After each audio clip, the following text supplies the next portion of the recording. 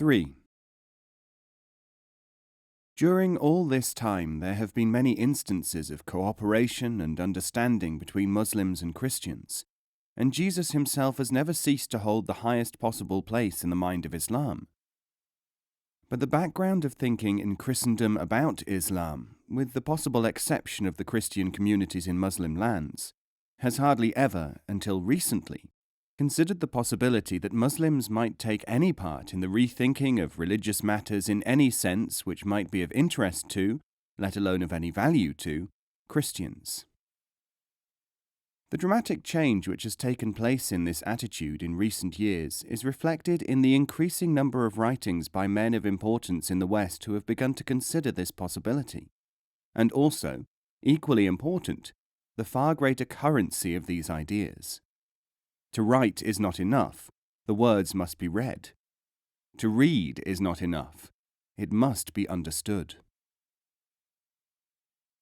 Dr. Geoffrey Parinder, Professor of the Comparative Study of Religions at London University, a Protestant minister and secretary of the British branch of the International Association for the History of Religions, a major contemporary in the academic study of the comparison of religions, says, "In modern times, a great deal of rethinking of traditional doctrines and their expression is being done, so that dialogue between the religions is much easier than for centuries past.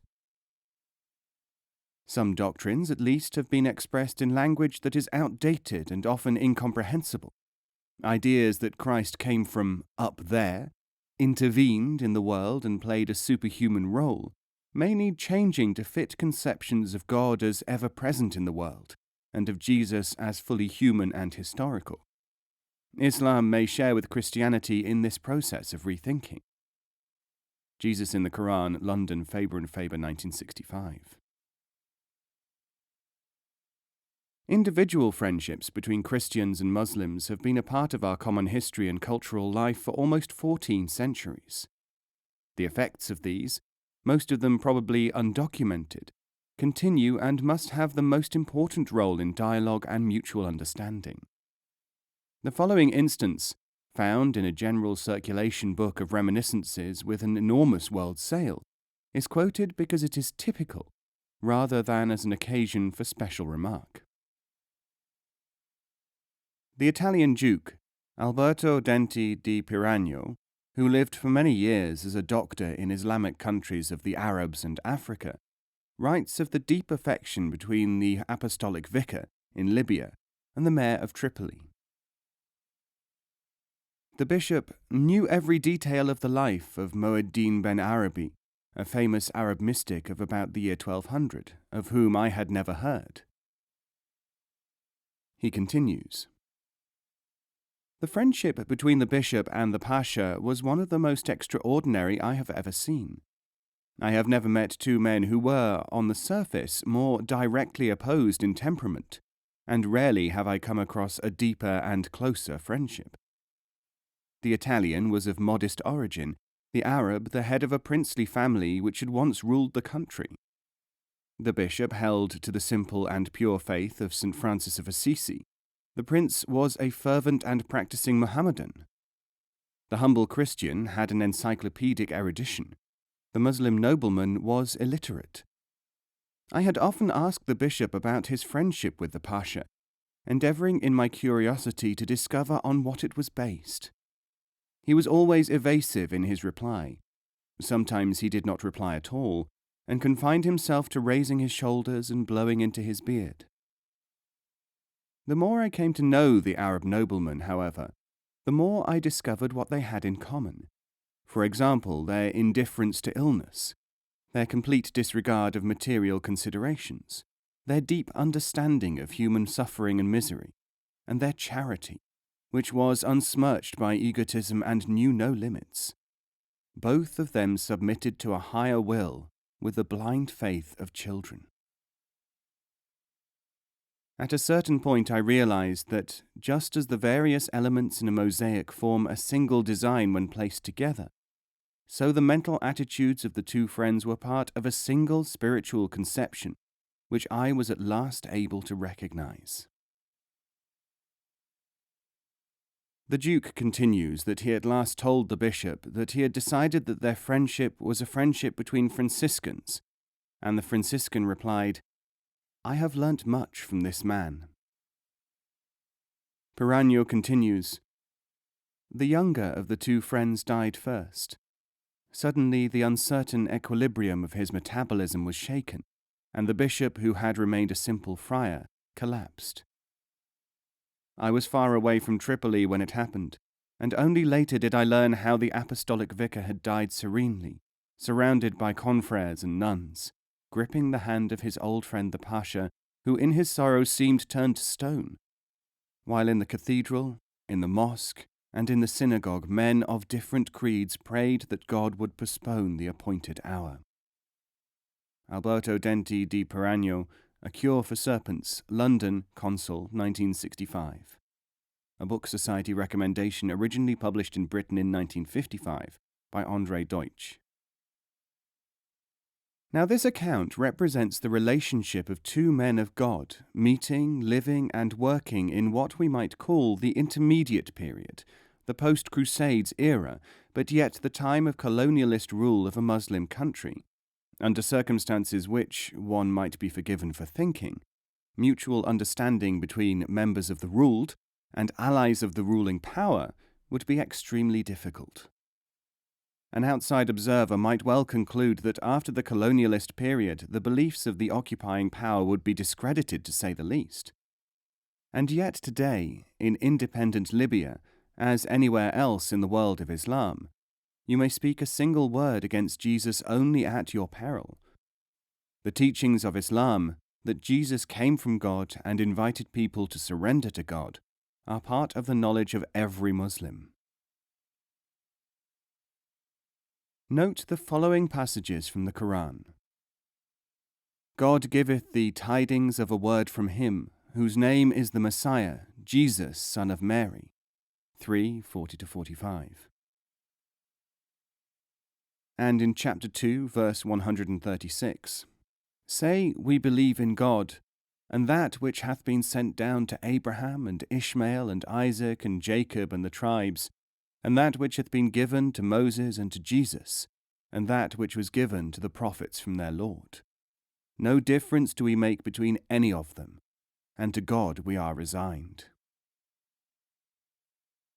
The mutual influence of the practice of submission to God, the influence of the practice itself, it might almost be said, upon man, has such extensive expressions and has left its mark so deeply that instances are very widespread.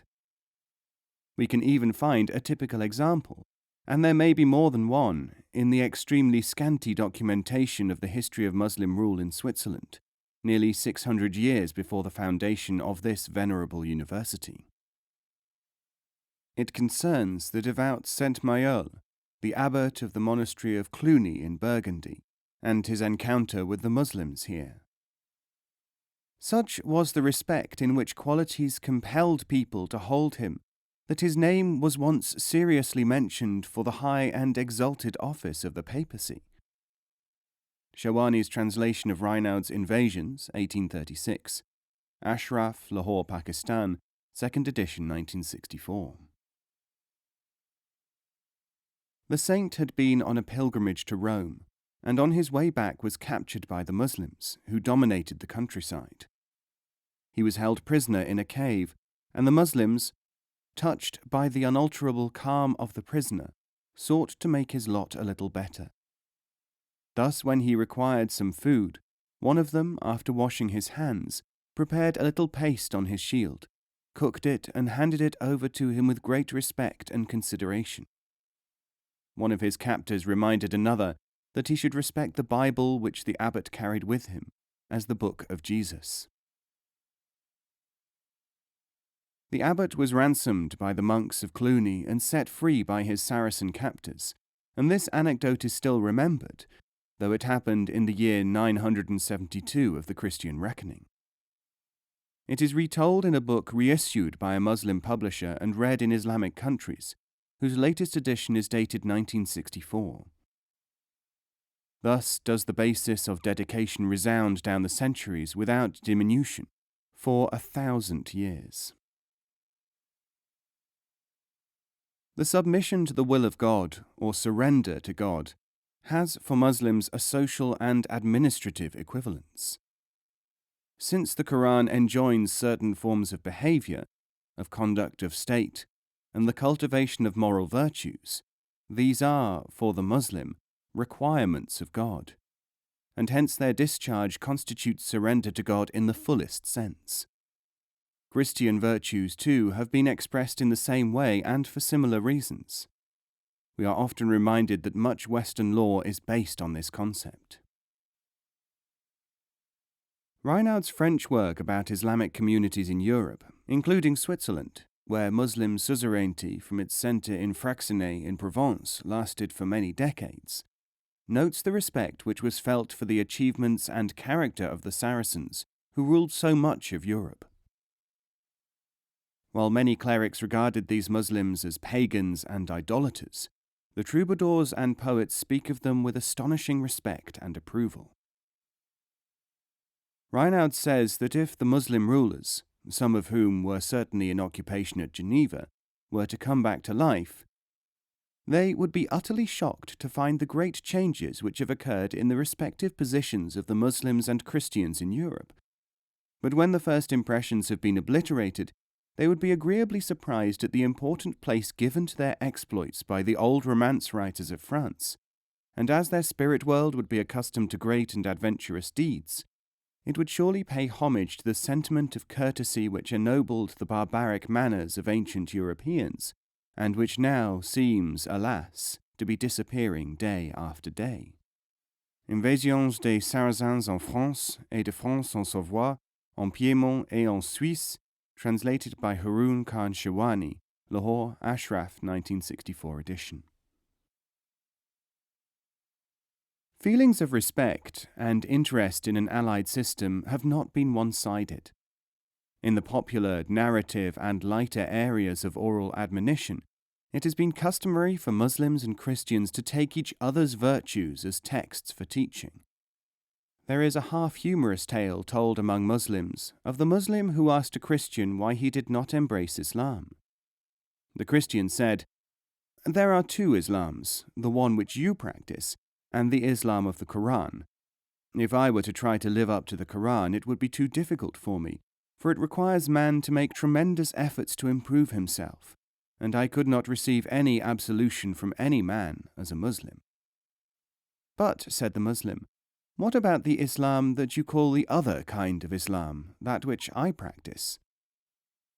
"If I were to behave like you do," said the Christian, "with your low standards of honesty, I would not be improved. I would be reduced in merit." The same role of measuring oneself against the other man is found in abundant use among Christians.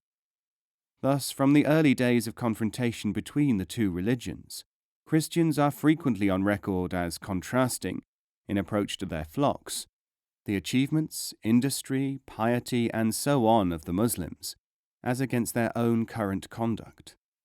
They generally even attribute the worldly success of the Muslims of their times to their having practiced, that is, submitted themselves to, the ordinances of God which concern the cultivation of such direct and derivative commands as truthfulness, honesty, and dedication to ideals.